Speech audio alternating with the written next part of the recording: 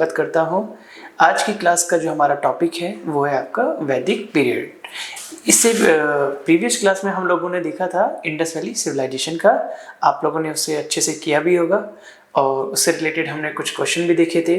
Practice जो PYQ में question पूछे हैं वो भी हम लोगों ने देखे थे। ठीक है, तो आज हम जो देखेंगे वो आपका देखेंगे वैदिक पीरियड।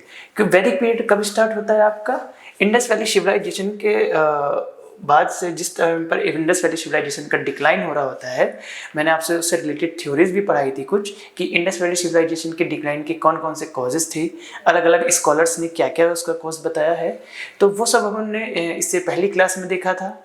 तो जब इंडस वैली सिविलाइजेशन का डिक्लाइन होता है उसके बाद जो है आर्यंस जो है जो भारत आए वो जो है यहाँ पर वैदिक पीरियड की जो है शुरुआत करते हैं। तो यहीं से जो है वैदिक पीरियड की शुरुआत मानी जाती है। अब हम जब बात करते हैं वैदिक पीरियड की तो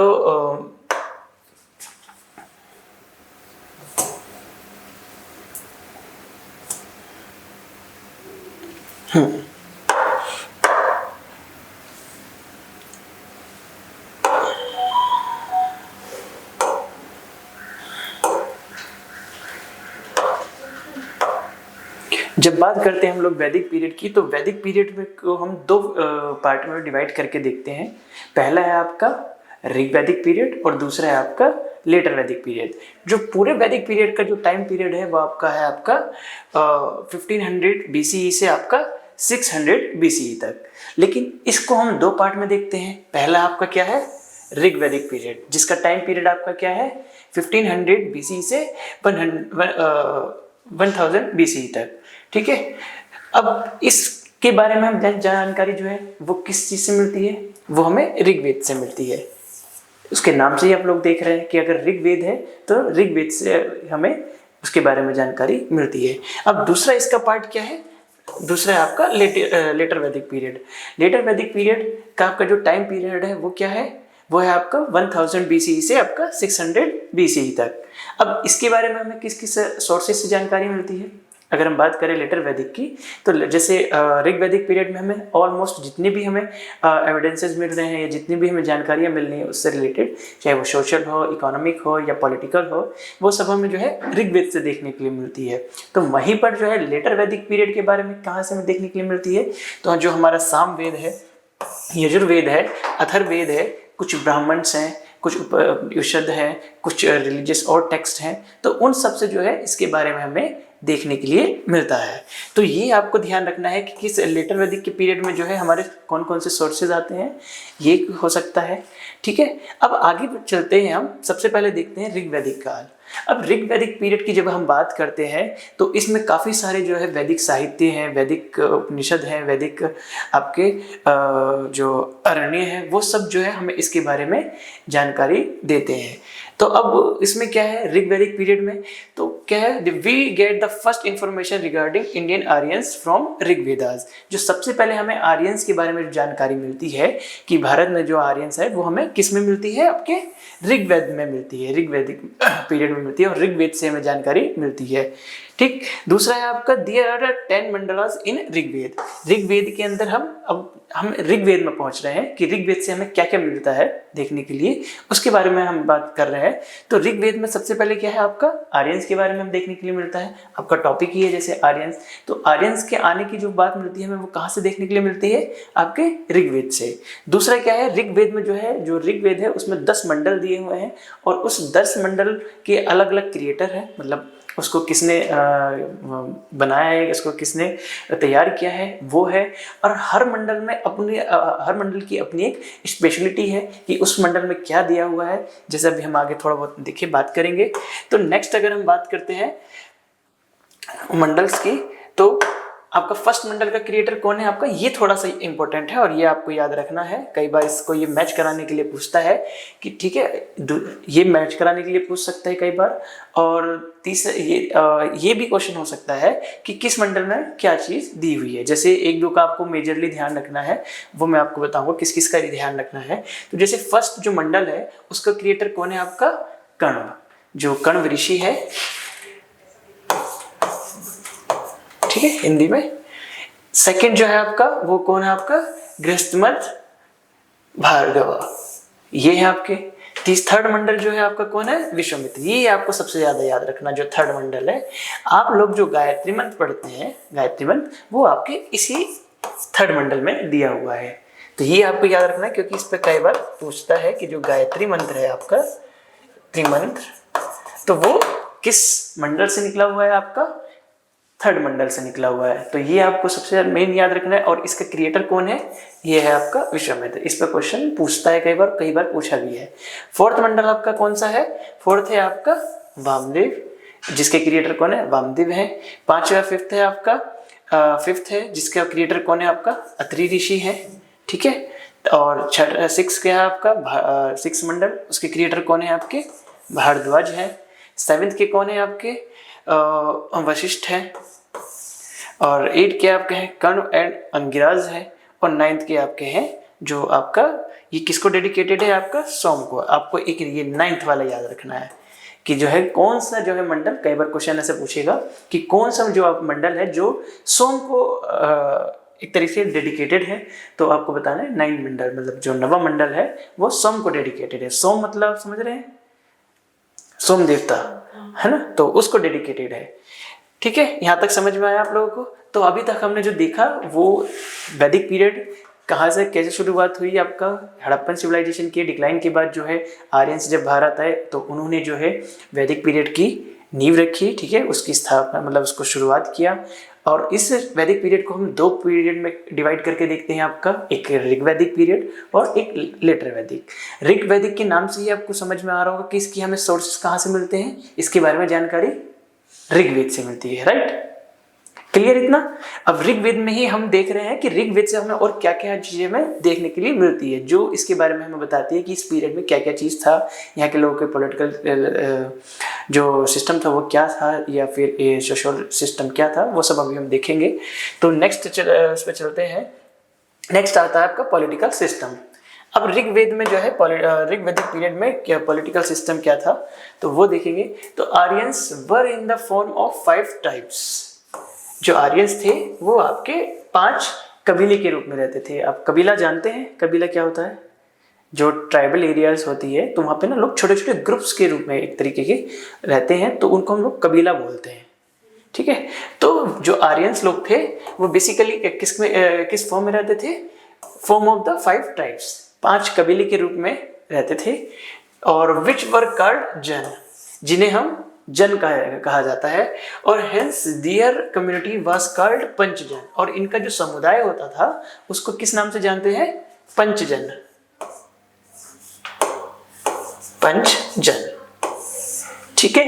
यहां तक समझ में आया कि जो आर्यंस थे वो किस रूप में रहते थे, आपके 5 ट्राइब्स के रूप में रहते थे, 5 कबीलों के रूप में, जिन्हें हम जन कहते थे, ठीक है। और उनका जो कम्युनिटी होती थी उसको क्या बोला जाता था, बेसिकली पंचजन।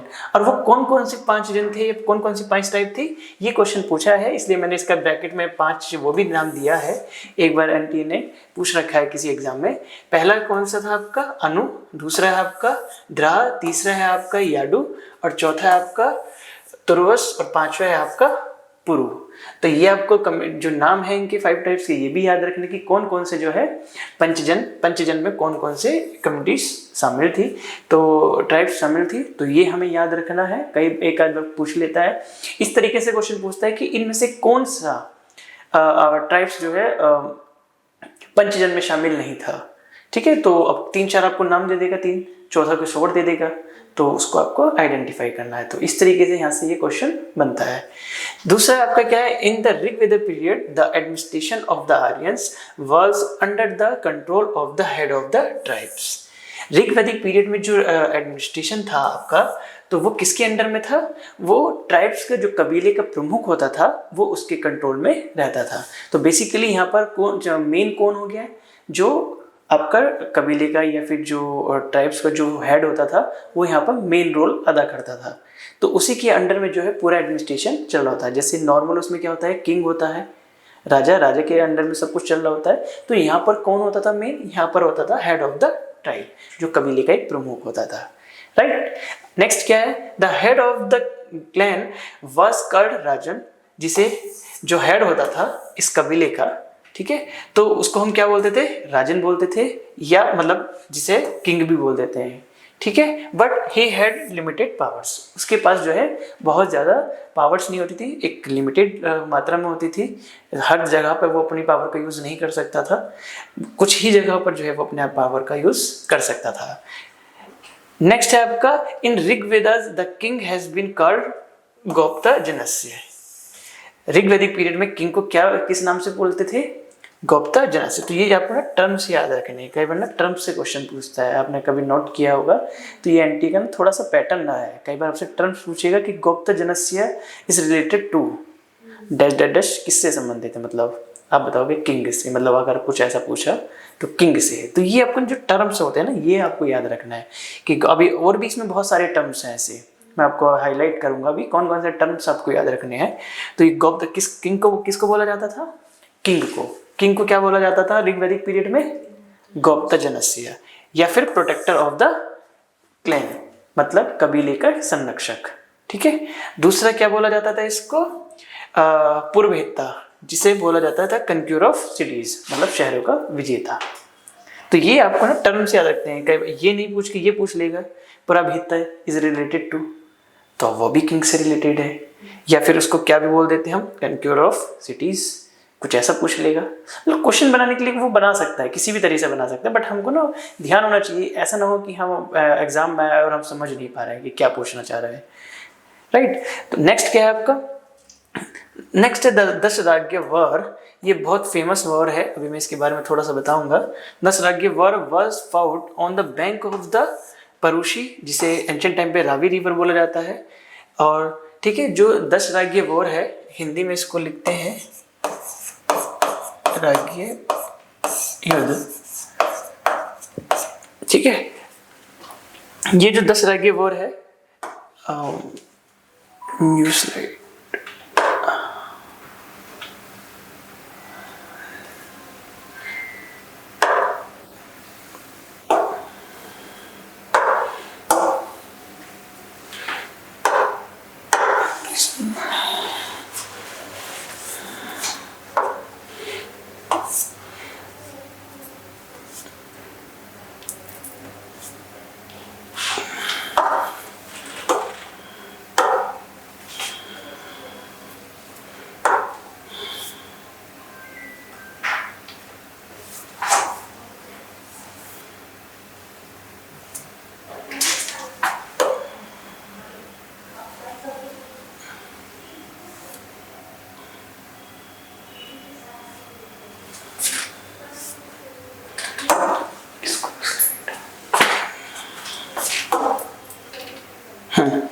तो जो हम बात कर रहे थे आपका दशराज्य वॉर की, तो जो आपका ये है, तो ये दशराज्य वॉर किसके बीच हुआ था, तो ये आपका हुआ था, ये आपका है, अभी मैंने लिखा था दशराज्य युद्ध हिंदी में, ठीक है। जो ये है, ये was fought on the bank of the Parushi river. Parushni मतलब आपका जो एंशिएंट टाइम पे जिसे हम रावी रिवर बोलते हैं, अब मैंने प्रीवियस ईयर में बताया था रावी रिवर पर कौन सा हड़प्पन साइट्स है, तो उसके बाद का नाम क्या था आपका, परुषनी रिवर। तो अब ये किसके बीच में हुआ था, तो एक तरफ तो जो थे आपके पंचजन थे, ठीक है, पंचजन, और प्लस इसमें 5 ट्राइब ऑफ थी, मतलब टोटल इसमें 10 लोग थे, ठीक है। और ये किसके साथ लड़ा गया था, भरत वंश, भरत कम्युनिटी। तो 2 लोगों के बीच में ये लड़ा गया था। ये बहुत डेप्थ में जाने की जरूरत नहीं है, इतना नहीं पूछता, हाँ ये जरूर पूछता है और बहुत बार पूछता है कि जो ये दशराज्य वॉर है ये कहाँ पर लड़ा गया था। एक तो परुषणी रिवर पर लड़ा गया था, और इसमें कौन मतलब विजेता हुआ था, कौन जीता था, तो आपका अभी आएगा ये, the Bharat people were victories in this war. तो जो भरत लोग थे, ये भरत वंश के लोग थे, वो इस वॉर को जीते थे। तो अब ये क्या था, इन दोनों के बीच था, एक तो ये 10 लोग ये थे, और आपका दूसरा क्या था, आपका भरत वंश था। अब इन जब दोनों की किस किस के बीच की, मतलब कोई वॉर होता है तो किसी बेसिस पे होता है, तो इन दोनों के बीच वॉर क्यों था, तो इन दोनों के बीच वॉर इसलिए था कि दोनों जो आपका जो भरत वंश है वो जो है अपना एक तरीके से अधिकार जमाना चाहता था इस एरियाज पर, ठीक है। और दूसरा वो अपना जो साम्राज्य है उसका एक्सपेंशन करना चाहता था। तो इन 2-3 रीजंस को लेके जो है इन दोनों के बीच में काफ़ी ज़्यादा वॉर हुआ। और इसमें जो है जो दशराज्य वॉर था ये काफ़ी फेमस वॉर है। इसका जो प्रमुख था इस युद्ध का वो आपके कौन थे, वो विश्वामित्र थे। ये भी आप याद रखिएगा कि इसका प्रमुख कौन था, विश्वामित्र। तो ये आप भी याद रखिएगा कि इस वॉर का जो प्रमुख था आपका तो वो कौन था, वो आपका विश्वामित्र था। तो ये आपका दोनों के बीच वॉर हुआ और इसमें भरत जो वंश था वो उसकी विजयी हुई थी। तो यहाँ से बहुत डेप्थ क्वेश्चन नहीं पूछता, बट हाँ क्वेश्चन जरूर पूछा जाता है, इसलिए इसको मैंने इसमें इंक्लूड किया है। नेक्स्ट उसकी बात करते हैं। तो नेक्स्ट आपका क्या है, नेक्स्ट है आपका सेवरल, नेक्स्ट पॉइंट है आपका सेवरल ट्राइबल काउंसिल्स लाइक सभा, समिति एंड विदत एक्सीडेड। तो जो है कई सारी जो है आपकी जो कमेटीज थी, जैसे सभा है या समिति है या विदत, उस टाइम पर जो है अस्तित्व में आ रही थी, मतलब देखने के लिए मिल रही थी। अब क्वेश्चन कहाँ से बनता है, इसमें क्वेश्चन आपका बनता है सभा और समिति, जितनी भी जो ट्राइबल काउंसिल्स थी जो आपकी, ठीक है, तो उनसे क्वेश्चन बनता है। पहले तो ये पूछ लेगा कि आपका सभा इज रिलेटेड टू, सिंपल अगर लेवल 1 का क्वेश्चन बनाएगा तो आपका सिंपल पूछेगा कि सभा इज रिलेटेड टू किससे संबंधित है। तो वो किससे संबंधित है आपकी, वो क्या है, एक तरीके की ट्राइबल काउंसिल है आपकी, राइट। दूसरे लेवल का क्वेश्चन क्या बन सकता है, दूसरे लेवल का क्वेश्चन बन सकता है, ये पूछेगा कि सभा was an institution of the elite class. तो आपको यहाँ पर जो है डैश डैश कर देगा कि सभा was an institution of dash dash. तो ये किससे, सभा जो रिलेटेड किससे होती थी आपकी, वो आपकी होती थी एलीट क्लास से और एल्डर ऑफ द फैमिली, जो बड़े बुजुर्ग होते हैं फैमिली के, उससे रिलेटेड थी, राइट। तो सभा में हमें यही याद रखना है। अब दोनों में डिफरेंस भी है, अभी लेवल 3 का क्वेश्चन भी मैं बनाऊंगा। तो 2 लेवल के क्वेश्चन आपने देखे, यहाँ से किस तरह से पूछ सकते हैं आपसे। तो फर्स्ट टाइप का आपका कि ट्राइबल काउंसिल्स, ठीक है, जैसे सभा समिति ये सब। दूसरा आपसे पूछेगा कि सभा was an institution of the dash dash dash, आपको बताना है कि क्या है, कि एलीट क्लास से है या किससे रिलेटेड है। दूसरा है आपका it also perform some judicial functions, ये कुछ न्यायिक कार्य भी करते थे, मतलब जुडिशियल के, जैसे न्याय दिलवाना है या किसी का कोई आपका जो कोई प्रॉब्लम है किसी का अगर समाज में, तो उससे रिलेटेड जो है लोगों को सजेशन देना है, न्याय कराना है, तो उससे रिलेटेड जितने भी जुडिशियल काम होते थे वो सभा देखती थी। एक तरीके से जो उच्च वर्ग है, उच्च कुलीन वर्ग है, सभा is related to elite class, मतलब समाज के सबसे बड़े वर्ग से संबंधित होती थी सभा। अब समिति क्या होती थी, सॉरी अभी एक पॉइंट और है इसका, द हेड ऑफ द सभा हैज बीन कॉल्ड सभापति। इसका जो प्रमुख होता था हेड, उसको सभापति और या सभापाल बोला जाता था। यहाँ पर टर्म्स बहुत आएंगे, तो टर्म्स को उसी तरह से हमें याद रखना। तो सभापति किसे बोला जाता था, जो हेड ऑफ द सभा होता था। दूसरा क्या है, समिति।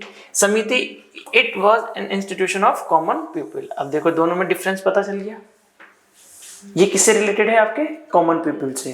तो एक तरीके से समाज का जो सबसे बड़ा वर्ग है उससे कौन सा संबंधित है, वो सभा है। और जो समाज का निचला वर्ग होता है उससे कौन संबंधित है, आपका समिति। तो sabha is related to elite class and then samiti is related to common people. तो ये डिफरेंस हमें बेसिक डिफरेंस याद रखना है, क्योंकि अभी मैं 3rd लेवल का क्वेश्चन बनाऊंगा दोनों को मिला के, तो अभी उसमें मैं आपसे पूछूंगा। तो दूसरा क्या है, the head of the committees has been called पति। इसके जो हेड होता था उसको क्या बोला जाता था, पति बोला जाता था। तीसरा है आपका the most important work of the committee was the elect the king. तो इनका जो मेन काम होता था वो क्या होता था, राजा को चुनना है, राजा का चुनाव करना। तो मेन इनका क्या काम है, राजा का चुनाव। क्योंकि आपने देखा होगा जो हमारा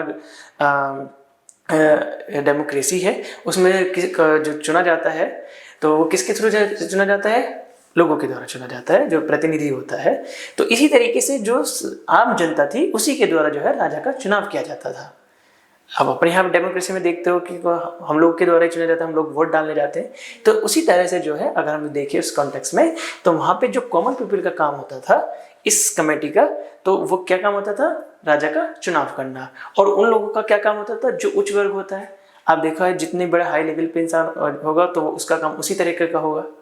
तो जितने भी हाई क्लास, तो इनका काम क्या होता था बेसिकली जुडिशियल फंक्शन या उससे रिलेटेड जितने भी एडमिनिस्ट्रेशन ये सब काम होते थे वो सिर्फ आपका सभा रहती थी।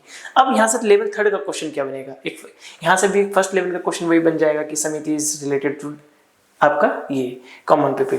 थर्ड लेवल का क्वेश्चन क्या बनेगा, यहाँ से क्वेश्चन बनेगा आपका स्टेटमेंट वाला कि सभा एंड समिति के कॉन्टेक्स्ट में आपको 4 स्टेटमेंट देगा, ठीक है, और वो आपसे पूछेगा कि इनमें से कौन सा स्टेटमेंट करेक्ट है या फिर नॉट करेक्ट है।